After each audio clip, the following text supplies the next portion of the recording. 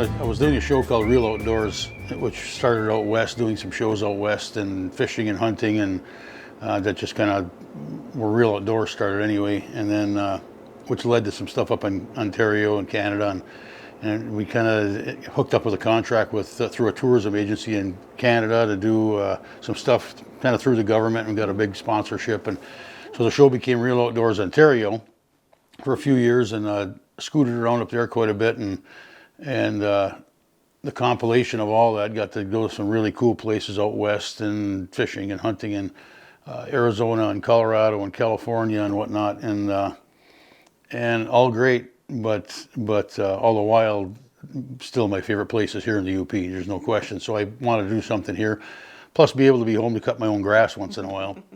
Would be kind of nice. So it kind of led to that, and I thought, I'm gonna. There wasn't much room to do anything here, with Discovering being such a prominent show. So but I thought, oh, maybe there's something. Maybe they got some airtime on a Saturday morning or Sunday morning or on Fox UP or something. So I called up TV6 and knew something was up right away. It just happened to, by luck, coincide, or by coincidence coincide with Buck's back surgery, and I didn't know anything about it. And so they wanted me to come in and meet. We met, and they wanted me to fill in for them for a couple of shows. I filled in for a couple of shows, which led to a few more shows, which led to a quarter, 13 shows, which led to he's not coming back, is he? And he wasn't.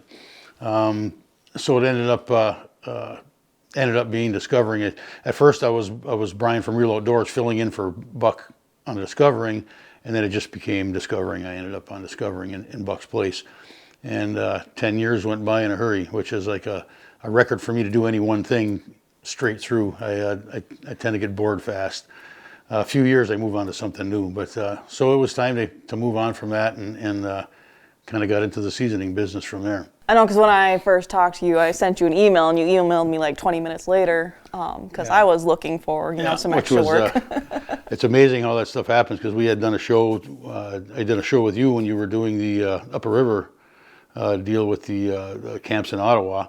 Did a show about your documentary, not about the camps. You did the show about the camps. I did a show about you doing a documentary, and it just happened. I had another guy that was.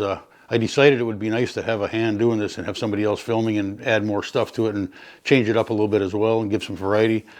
And I had one person tried it for a while, and he kind of, I'm not sure if he just figured out what it was about and said, this is crazy. And another guy that I worked with a little bit, and that nobody got back to me. And out of the blue at that same time, you emailed me. It was like, hallelujah. So that was instant, and it worked perfect, obviously. And now here you are, and here I am. It's your baby now. I'm doing the show, and you're off on your own new. Because you said right away that you had other things that you wanted to do, and you wanted to free up some of your time to be able to pursue things like seasonings. Seasoning. Yeah, and that was kind of, it was never something that I was, spent my whole life wanting to do, getting the seasoning business or the video business. I just somehow ended up with a video camera somewhere along the way. I don't plan a lot of things. Go with the flow kind of. And the seasoning was just an idea while I was doing Discovering as a side business. A side business with knowledge that there was ability there for it to become a bigger business. Otherwise, it would be kind of pointless. So it was something my wife and I decided it was something we could get into, and it was we could get into it relatively inexpensively and just try it, see where it goes, and it took off, and it's been fun doing it, and it still is, and there's no end. I can get out of it as much as I want to put in it. I can leave it coast and keep going, or I can just keep pushing it. We keep picking up more outlets and whatnot, and adding more seasonings and more varieties and new ideas. I've got a ton of ideas yet that I haven't even touched, so I'll need to be reincarnated a few times to finish it all off, I'm thinking. But yeah, so that's been going good. It started out with a handful of seasonings, and just kind of took off from there. We started adding more of them and experimenting. I know I've done a lot of. It was probably the president again, I'm guessing. Yeah, my wife's answering it quick downstairs. What was I saying? We started out with a handful of them, summer sausage and snack sticks, And I think we started with 4 of them and just started, kind of took off right away from there and added garlic summer sausage and jalapeno summer sausage and et cetera. And we're still adding them. We just keep going with it. Some of the early ones, I worked with another company to get some of the almost kind of a base for what I'm doing for some of the seasonings I use and mixed, and now we mix everything ourselves for the most part. But I did that to get some of the things that I thought I needed. And they use all these different names that you don't really want to hear in your food, but they're in there for a reason. There's anti-caking agents and all these sort of things, and kind of concluded after a while that I don't really need that. You know, and it's worked good. I think that works better without them. But anyway, so we kind of got away from that. Now we do all our own. We do everything here for the most part. It's all our own. I get all the spices in from a variety of companies throughout the U.S. and we mix them here and we package them here and we do everything and put them in 6-packs and cases and a lot of them we deliver for everything. So it's basically my wife and I, and it's always on the hunt for more places to put them. Working with some bigger. Try to work with distributors and things like that. It makes it a lot easier when you're only a 2-person show. Mm-hmm. There's a whole lot of stuff between marketing and packaging and da-da-da-da-da. When you put it all on one plate, it gets kind of tough. So we try to find ways to make it all work. We hooked up with, along the way, we hooked up with Chris, all the Chris Northwoods neighborhood stores, with the help of my nephew, who's NutriFeed. They make the Mighty Deer Lick blocks and that sort of thing. And so when he goes on and does some marketing, he also adds in some Cooking Wild Seasoning stuff. So he's made some of the greatest connections for us. Chris being one of them, and they've been spectacular to work with. You know, they're from the UP. Mm-hmm. That says it, and they're good to work with from top to bottom. I love working with them. Everybody there has been great. And we've got some one-offs that aren't chains like that. You know, a couple of super ones, Marquette and Iron Mountain, and Elmer's and Escanaba is a great outlet. We've got sporting goods stores like Rapid River Knives and Hardcore Outfitters, and there's a variety of other grocery stores, and from Newberry to across the UP and into Wisconsin and whatnot. We got hooked up now with Meijer, with the Meijer stores. We're going to start out with a few dozen of them as a trial run with some of our stuff, and from there, hopefully, it all works good. That'll be this summer, and then from there, that'll expand. They've got a couple hundred stores. We hope to expand it to all of them, or at least about half of them that have sporting goods, and so that's kind of a nice thing coming up. So it just keeps rolling, I guess. We got into somewhere along the way, and it was a main goal from when we started, was the fish batter. That's our number one seller, hands down, period. Number one selling item. It was just something I always wanted to do, because I particularly did a lot of the Canada stuff. We did a lot of shore lunches and hundreds of shore lunches, so you get kind of accustomed to that. And I always wanted to I was more of a fish breading guy, and that's still in the works. I haven't gotten that where I want it yet, so the fish batter worked in as well, and that came first, so there it is. But so breading is on the way. It's sooner or later.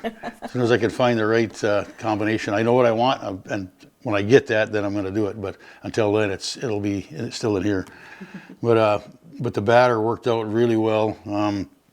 Just did a lot of experimenting and a lot of research, trying to find out things I never knew about. You know, flour. There's all these different types of flour. Each one does something different, and cornstarch and all the different ingredients that go in it. And you've got one flour that'll make it crispier, but it's not going to get golden brown. And another flour that'll get golden brown, but doesn't necessarily keep it crispy. And certain things you add that'll raise the pH or lower the pH to get the browning you want. All these little things that play into it. And just kept experimenting and eating fish, and trying it on fish that we didn't even eat. Pretty soon, that's probably why our cat is this wide and only this long. So we made a nice basic fish batter. It's great for restaurants because it stays crispy 20 times longer than most fish batters, just because of some of the ingredients we use. You sold it to any restaurants? A couple of them. We're working on it, but there's a whole list of that. There's a whole list of all these things I want to do yet. That's on that list. I've got the packaging ready and everything. I just haven't gotten past the, wait a minute, we got to get the fish breading. Wait a minute, I've got some Polish sausage I'm working on now. Then I'll get to the restaurant. So it's all coming, but it's, again, back to that one plate full of stuff. I just keep trying to I probably should be, if I was smart, I'd probably hire some people and move faster, but working on it. As soon as you get tired of doing what you're doing. But it's, so it's turned out really good. And now it's been going in another direction where, I get a lot of emails from a lot of great feedback from people, and it inadvertently turned out to be, for whatever reason, spectacular. It wasn't intended or on purpose. On onion rings, it turns out to make the greatest onion rings, and now I start getting emails from people, and I've been trying different stuff as well. Chicken and I don't care if you got something that needs a batter, it works great on it. I should probably take the word fish off of it. I haven't tried it on pickles yet, but anyway, that's the fish batter stuff. There's more, like I said, the breading. When I can get what I need, that'll be coming. The seasonings, we've got more seasonings where we've got 14 varieties now. Wow. I didn't realize you had 14. Yeah, there's you could just keep adding them, and that's my problem. Is instead of selling the ones I have, wait a minute, Polish sausage. So now I've got that one just about tweaked up, and another one I'm working on right now that I always wanted, porchetta, but not standard porchetta you rub on a roast. It'll do that, but I've been using it and making this porchetta and trying to get it where I want it to mix it with sausage. So you mix it with pork, and you have a porchetta, burger, basically, and I've been making them, and I love them. I mean, you can shape it like anything you want, but it's porchetta, and I love it. You put it on a roast, you're going to get that flavor, but I mean, maybe you just want to whip up throw it on a grill, So we've got a porchetta sausage seasoning coming out. Some of the ones we did, bratwurst and whatnot, kind of a good traditional bratwurst taste. The Kudigi. Oh, yes. Kudigi was one that was I always wanted to do, but it's tough because you're stepping on some traditional toes there, and right. but I like Kudigi, but I'm probably not going to take the time to go soak it in wine and do all these things for 3 days and do all that traditional stuff. It's great if somebody does. I think that's spectacular, and that's the way to do it. But there's a lot more people that want it that don't want to do all that than there are that are willing to do it. So we came up with a porchetta seasoning and tried a lot of different ones in different places and read a lot about it. And Kudigi, and learned about the history of it. It started in Italy, came over here, and you can basically search online now in Italy, and you can't find anything that I can find that relates to Kudigi. And now, and I think I made a commercial that said it was born in Italy and lives in the UP, because Italy, I can't find anything about Kudigi there, except that it originally came from there. But in the UP, it's Kudigi, so it became a UP thing, So that was kind of some of the reasons we wanted to do that, and it's one of our best sellers actually. And ironically, I mean, in certain areas, you're going to get up certain areas of the UP, you're going to sell more of it than other areas, but I sell a lot of it. A good portion of it anyway, California and Montana and Florida, and people that, how they ever heard of Kudigi, I have no idea, or maybe they haven't, they just want to try it. But I sell a lot of it to places not, out of the UP, which is kind of unique, so I don't know. So it's been going good. Keeps us hopping, that's for sure. I haven't had, and keep wanting more equipment, so, and being some of the stuff I've done in the past with steel fabrication, all these things, I tend to build all my own stuff, so I'm in the process of building some more stuff right now, and I've got some machines that would make the process this much easier, that'll take this much work. Cross them off, but it's like I want to build the stuff, so I have more fun doing that probably. But so we do a lot of I guess we start to finish, we do the whole works, and you can't buy a lot of the stuff you want without spending, I need this one little machine to do this, and it's $150,000. Wow, that's a lot of seasoning. That's a lot of seasoning. That's a lot of spices right there. A whole lot of porchetta to send out the door doing that. But so you find ways to do stuff that's it's kind of a Uper thing, You know what? I can do that if I take parts off of this and add that. Not that we're piecemealing stuff together, but I can buy the stuff and build it myself and make something that works, exclusively for what we're doing, and not this $100,000 machine that does 90 things that we don't need, Today's Discover the UP podcast is brought to you by Big Valley Ford, Dodge, Chrysler, Jeep in Ewan, Michigan. You're still doing 906 Outdoors, though. You still have a show. Yeah, still working on that, and it's been going over great. You get a lot of, it airs on a Fox station in Lower Michigan, out of Traverse City, so it kind of covers the lower half of the upper half of the Lower Peninsula, across the Upper Peninsula on Fox UP.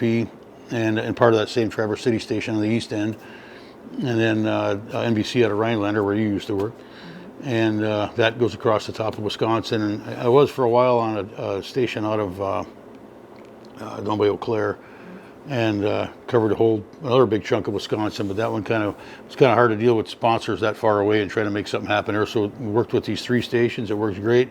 Got a small handful of sponsors with Rapid River Knives and Blades, Bait and Tackle, and Christ, and Race Driven in Escanaba. And don't want a bunch. Just we've got what we want, got what we've got, and work with them as part of their business. So that's also on that same plate that I. So I just finished a commercial before you got here for Blades about Willcraft, or new machine they're handling, or a dealer for. So almost to an extent where you kind of get involved in their business, where it's like, here's how we can market this, or how we can, so if you get a bunch of sponsors, hard to do that. There's it used to be here's a sponsor and they send you their ads. Now it's like, here's a sponsor, what can we do? So we go meet and we come up with our ads, or come up with segments, or whatever it is. So it's fun. But yeah, that's been going on now. I've been airing that for a few years now, I guess, longer than it seems like, but kind of like discovering. I was in discovering for 2 years. It turned out it was 10. I thought it was 2. But yeah, so that's been. So I'm getting to the point now where it's going to be we got some more possibilities, some more filming and stuff, and working with you, and all kinds of ideas I got. Full of them. Yeah, full of them. So usually when I come here, I hear a whole bunch of them. Yeah, I talk sometimes. Yeah, there's a lot more of them. There's some other seasoning ideas we have that are very far off the beaten path. So I'm working on some of those. So we'll see what happens. A lot of them come about when I'm on camping, or. I get my best ideas when I'm driving, but of course I do a lot of that. I used to. So I do a lot of music, listen to a lot of music. Used to have the music festival, and I think since discovering, somewhere in the beginning of discovering, I drive out, did a lot of driving, as you know, was driving all over the place. From Hermansville to Houghton's a long way, or up to the tip of the Keweenaw, or to the east end, or wherever it is. And since probably around the time I started doing discovering, I almost never turn the radio on. Well, never put music on. I never listen to the radio. I got my own music, but now I just leave it all, and you think, oh, that's what it is. Like you said, the best idea is driving. So I haven't very seldom turned any music on. But yeah, it's a good way to. I used to go for a walk a lot of times when I couldn't think of something. I'd take a walk, because anywhere I walk in my house or wherever, I see stuff and I go, that's right, I got to finish that, or I was going to build that thing there. If I walk get in the woods and just walk and stare at the ground, your head's clear, and I could walk and come up, figure out stuff I had to figure out for the show or whatever it was. And now I'm trying to do the same thing there. It's like, why don't I just walk and watch the trees go by? Take a break for half an hour. So I've been trying to do that, but it doesn't work so well. But no, I find myself glued to my computer editing for hours and realize I haven't moved for that long. Yeah, so I spend a lot of time. I think that's one of the parts about the whole, filming part, or the production of all the shows like you're doing now, or I did, and whatever. I met a guy yesterday in Blades that was a producer of a show. He did a lot of videography and whatnot for shows that were on ESPN Sports, and he was part of that, and the Outdoor Channel, all these different, some big shows. And up in Alaska, he spent 10 weeks in a tent and all these things. So we had a good conversation, but we all agree on the same thing. It's like, you got the best job in the world. You're always in the woods. Yes, I do. In reality, most of it's sitting behind a computer. And I was never a computer guy in my life, and I started to before the filming stuff, but I was more, we had a variety of businesses, and spent a lot more time in the woods before I got a camera, doing things in the woods anyway. But yeah, I think you spend most of the time editing behind a computer. Secondly is probably driving, and third is filming. The least amount of time is probably filming a lot of the times, but so doesn't mean it's not a good job. Just it's not quite as glorified as everybody might think it is. Oh, yeah, 'cause the only part they see is, Exactly. what you're, filming, and you're off running around the woods. Yeah, and I was never wanted to tell anybody that, because you want to keep it that way. You want them to watch it and enjoy it, and they don't need to know how much work it is. stuff was involved in it. Particularly doing what you're doing, what I did with discovering, and Buck did. It's a one-man deal for the most part, and I like talked to the guy yesterday. He was in, he'd done all these big shows with the Outdoor Channel, like I said, and whatnot. And I mentioned what I was doing. He said, "Well, we see your show. That's all we we like to come up to the UP and da da da." And he said, "So what do how many?" Talked about the size of the production team, and it was like it's one. Well, who does all the scripting? It's just one guy. And who's behind the camera? The same guy. So people think you're crazy. I don't know. I know Michigan Outdoors used to talk a lot on their show about they were one of the only shows that had always, that had a show every week. Mm-hmm. And Discovering, of course, being the other one. And a new show, basically a new show every week, 52 a year. You might have a rerun here and there, but for the most part, it's a new show every week. Whereas other ones were usually like the stuff I used to do was 13 shows. You ran them twice, 26 shows a year, and then you would have, and that's what a lot of them are. And they were telling me how everybody thought they were crazy because there was only 4 of them doing it. It's like, you should come to the UP and try scooting around here when everything's 4 hours in between and there's one person, It was the greatest thing in the world when you got involved. That was, I don't think I could have made it anymore.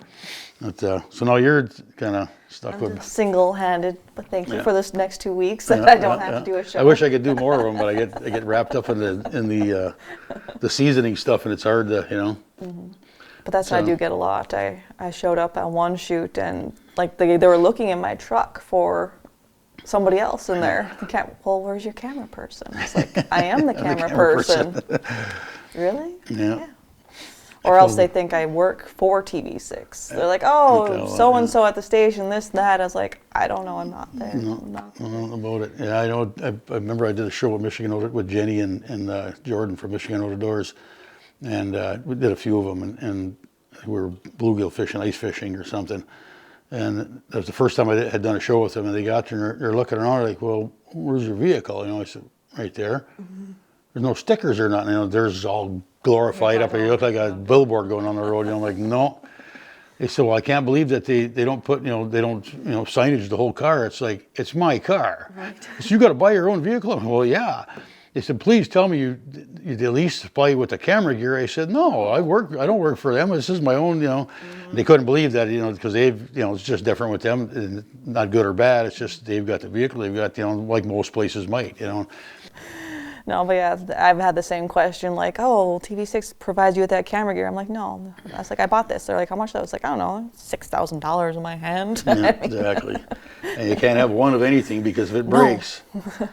I have 2 computers, 3 cameras, 3 GoPros. Yeah, you gotta have a drone. You gotta have a drone too. Yes.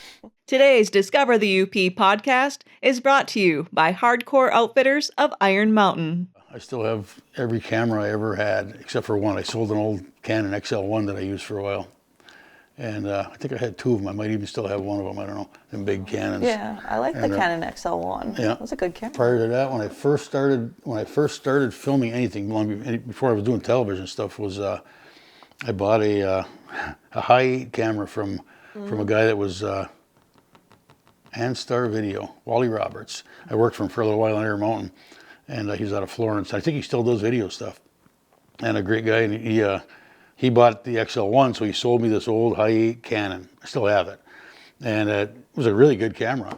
And that's where I started shooting stuff for another project I was working on, which led to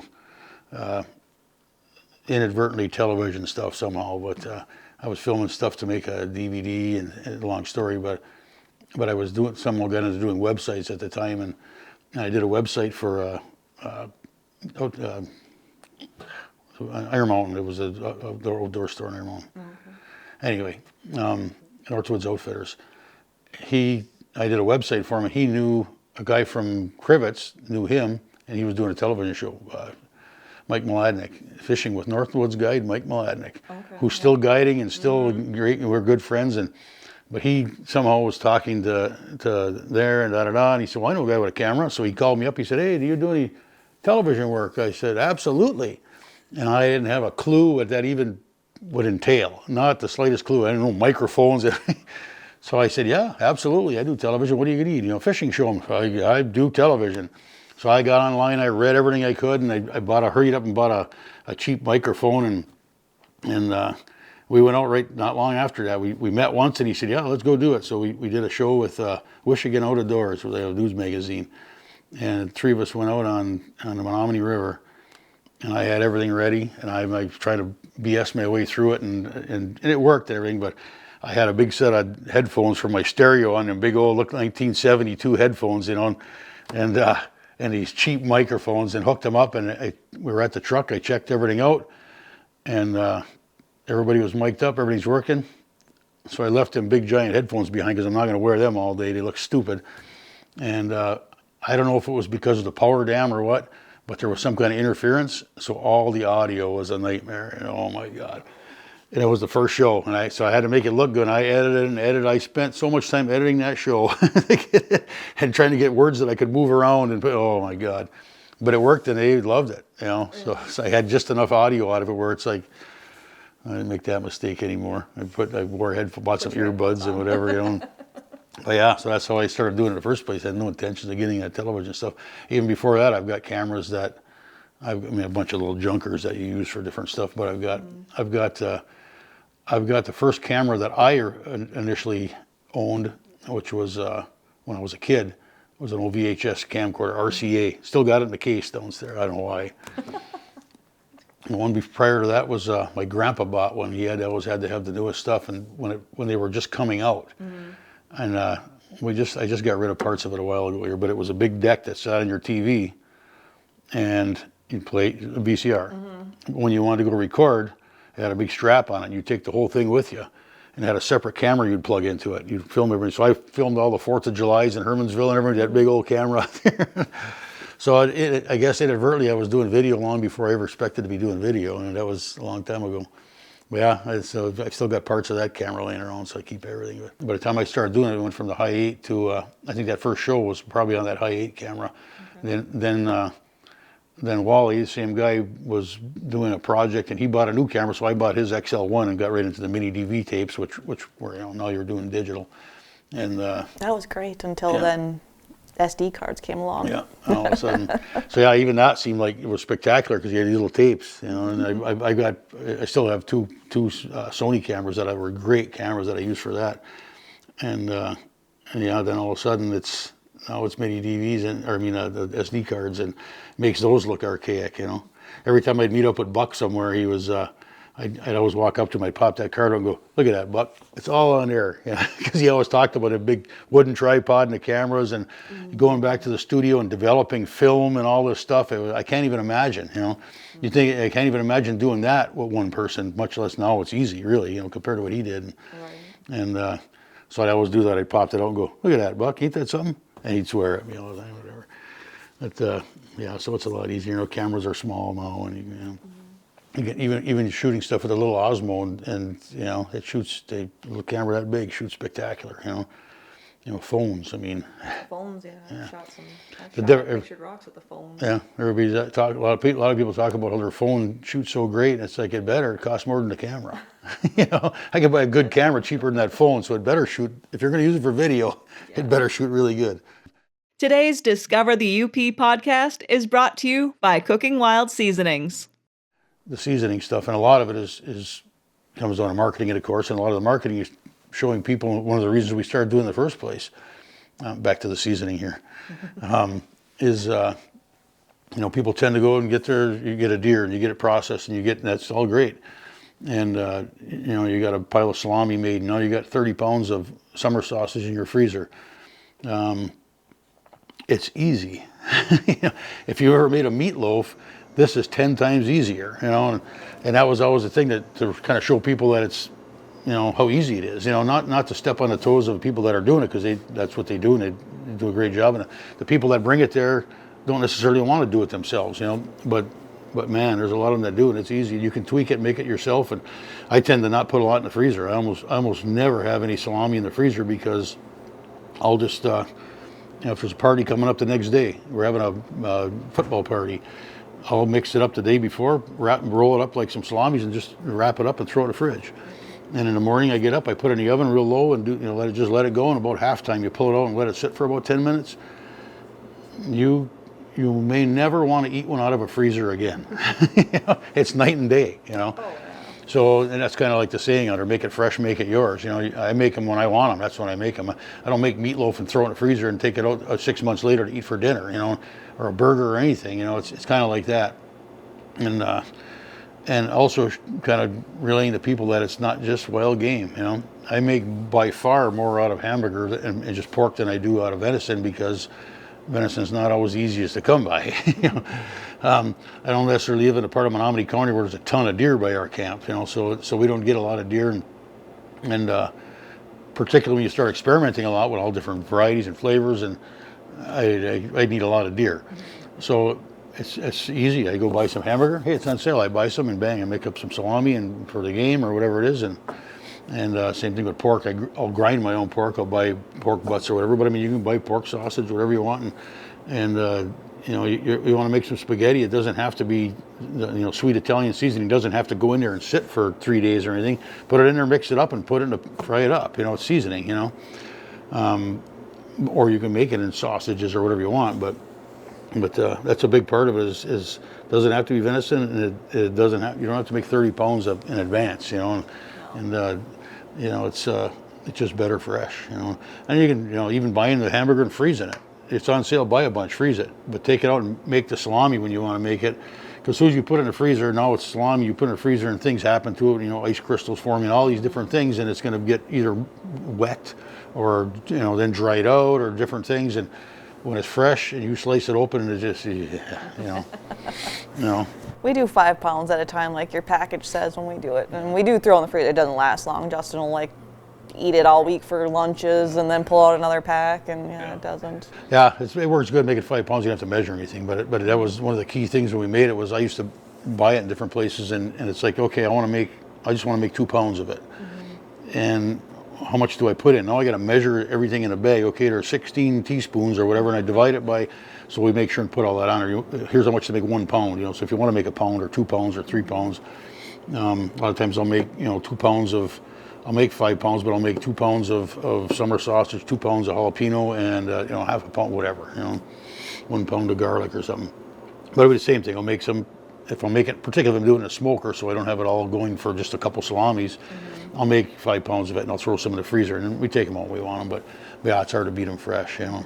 You know, it's like cooking. It's like, I always get that all the time. It's like, oh, you cooked all. We like the cooking on the show, and you must really like to cook. It's like, yeah, I don't mind. I like cooking, but not like everybody thinks I might, just because I cook all the time. Or mostly it was to fill up a show, or a lot of it was.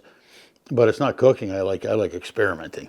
I don't have any recipes, you know. It's like I'm making. You can bet that whatever I put in a pan, it's a piece of chicken. It's going to taste different than the last time I put it in a pan or the time before, because I've got to try something new every time. You know, I can't help it. That's what I like doing, whether it's fish or anything. You know, you got, except with the seasoning business, Cooking Wild. You know, obviously that's replication, but I like trying anything. That's how it's like. I've done a couple, you know, camping, whatever, and I was like, well, everyone's probably used to Brian, you know, cooking up a storm and doing this and that. I was like, you're getting me and a Walrus hot dog. Yes. Because I don't I've done cook. shows with hot dogs. I don't cook. and it becomes, it's tough to do, you know. Mm-hmm. It is. When you're trying to cook, you're never going to eat a warm meal. No. You know? It looks great, but it's cold, because you're just constantly moving the camera, getting shots, moving the camera. When that fish goes in the pan, you got everything just right to get the shot, and you put it in there, because it's like a wedding. You're not doing it twice, you know. And then you get a different angle. You're constantly moving. It's like by the time you're done, it's like such an ordeal. It takes 2 hours to cook a piece of fish. You know? Yeah. So yeah, it's an ordeal, but. We just for Valentine's Day, Justin asked me what I wanted for dinner. I said I wanted Mongolian venison. Ooh. We're still using your Mongolian venison recipe. Yeah, I love that stuff. Yeah. Yeah, I think I saw Mongolian beef somewhere one time on TV or something, like venison. Mm-hmm. Oh, I love that. Yeah, it's good, gooey and sticky. That's our Valentine's dinner. Yeah, that's not a bad Valentine. Most people are having tenderloin or something. You're having a Mongolian venison. Perfect. That's perfect. That's why we're Youpers. Today's Discover the UP podcast is brought to you by BAM Tools. We covered seasonings. We covered 906 Outdoors. 906 Outdoors. You have some more ideas you're not going to tell me yet? Yeah, I probably did already. That's what I do with some of them. I put them on the back burner, and then I wait for months, and you think of them again and go, oh, for God's sake. be an idiot, you know. And if they last, it's like, so this one I can't shake. This that I'm doing. I think I told you about it before, but when I was out in Vegas, you see all the people how crazy they are about their dogs, you know. Got me thinking about dog jerky. Dog jerky. Seasoning for dog jerky. So I started researching it. It turns out there's all these spices that are good for dogs and ones that are bad for dogs. And all these treats people make and whatnot are treats, and they're 95% just these filler products in there. And, you know, well, put what you want in them. When something's on sale, dirt cheap, buy it. You want to make, you know, especially when you start talking about somebody with hunting dogs that got, you know, thousands of dollars in a dog, they want to, you know, and the way people are with their pets, you know. So I started looking into that, and it's kind of joking. This was on vacation. I was in Vegas, and I'm like, God, I got to look into this. So I started researching all of it, all the different spices that make sense, and some of them are good for lethargic dogs. Some are good for dogs that are too hyper, you know. And all these seasonings fit into it, spices fit into it, and ingredients. Not making a jerky, just a seasoning for it. Because particularly here, and if you're like me, when you shoot a deer, I'm not big on all the, you know, it's nice to use all of it, but I've had a couple of bad neck roasts. You can't pay me To eat another neck roast. I don't even want to peel the hide back to see the neck. That's how bad they were. Jerky, Yeah. dog jerky, you know, front shoulders. Hard to use that. It's just hard to, dog jerky, you know, it's like, you can take a roadkill and make dog, you know what I mean? Yeah. So I'm working on that now, but that's my secret one. This one everybody thinks I'm nuts. But I tell people about it and I'm like, you got to, this is what I'm thinking. And they're like, that's all I get, you know. But people are nuts about their, you know. And there's more people that are wanting to utilize more of their, you know, their harvest and everything too, Exactly. and It's making perfect sure. for that, you know. Yeah. Yeah, perfect for it. And it's to make your own thing too, you know, no different than the summer sausage or anything else. It's a chance to make your own, you know, hey, I make my own jerky. But because you ever go to a store and buy that stuff for how much a pound, you know. Yeah. I'm working on a chili recipe right now. Not just another bag of chili seasoning, you know, there's all kinds of them out there. So I'm trying to come up with something totally different. So I researched the heck out of peppers, all the different peppers you would use for potential chili spices. And you know, serranos and blah, blah, all these different peppers and what they do and what flavors they have. And earth, this one has earth tones. This one has a little bit of sweet and smoky, all these different things. And so I bought all these peppers now, dried peppers, and I grind them, put them through the grinding process, grind them all up. And now I just got them. So now I'm in the process of, I add a little water to each one and taste each one, see what they do, you know, and then try to come up with, I like this one, not this one. This one's bad. This one's, you know, none of them too hot. You know, you can always add that, but just trying to keep a milder, and then come up with a good blend of all these different peppers, and you know, the ones that make the cut, ones that don't. And there's some other ingredients, you know, salt and cumin and whatever, but something that's a different, just a different chili seasoning. You know, instead of there's a million of them out there. You know, it's like make barbecue sauce, put it on a shelf with the other 600 varieties. You don't stand out at all. You know, it's just another. So I'm trying to make something different, but we'll see how it works. That's you know, you start reading a lot of different types of chilies too. You know, or you know, not just the peppers. But I bought some a while back and for something just to try these chilies out for some recipe, and I just love them, the taste of them. So that's what got me going. Now I'm trying all these chilies. So hopefully we'll have some chili seasoning pretty soon. That might be more of a jar thing where you can take, you know, how much to make, however much you're making, and probably in pouches as well. You know, like here's a batch for 1 pound of meat, you know, but also kind of in a jar format where you can scoop out 1 tablespoon per pound or whatever it is, you know. Yeah, so working on that now. So it won't be long from now I'll be pretty sick of chili. And so will Patty, and so will the kids. How we make a chili. The cat will be sick of chili. But so that's coming up on I'll send you chili for some taste testing. 2 new products that one we came out with now, one's on its way, is we started doing 4-packs. Cartons, and they're in all the Chris stores right now and different stores. But online sale, for our online website sales, we sell a lot of. You can pick any 4, and for $20, and that's how most of the seasoning on our website goes. Everybody buys 4-packs, and it's easy. You buy a 4-pack, bing bang, you save a little bit, and you can just pick which 4 you want. And so we came up with 4 different varieties of 4-packs, predetermined, because you can't go in a store and say pick any 4 because it gets complicated with UPC codes and all this stuff. So there's a summer sausage pack which has 2 regular summers, a garlic summer and a jalapeno. There's a fresh sausage which has 4 of our fresh sausages in it. There's a one called Deer Camp, one called Whitetail Hunter, and the Whitetail Hunter has, if you were processing a deer, these would be the 4 you would probably want to make, for your deer. And the Deer Camp is more like the 4 you'd want on camp and the table at camp, or at a party or whatever it is. Different one jerky, one whatever.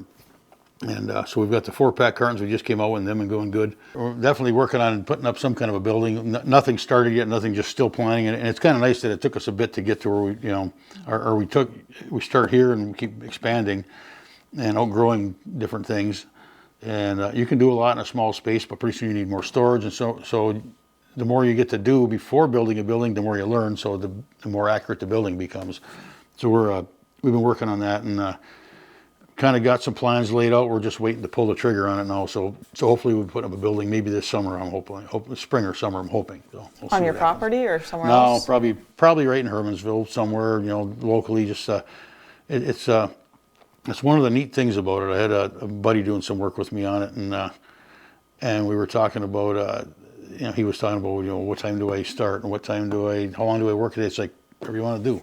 I said the one thing about it was there's all kinds of stuff you can do to build this bigger business and whatever, but there's also that, to me, this, a comfortable hometown, here's what we do. And that's how we're doing it. And if it could be bigger, I'm sure it could be, Do I want it bigger? Yeah. But at the same time, boy, it sure is nice doing things the way you want, and it doesn't have to be the biggest. I don't need to be the seasoning king. Spice king. We just, we want to have a nice business and the people that are going to hopefully eventually work in here are just like coming to work during the day. It doesn't have to be this factory setting and just, I don't know, just a nice hometown UP business. That's what we want to build, and someday when somebody buys it down the line, they can do what they want with it. Right now, that's what we want. So we'll see where it goes. But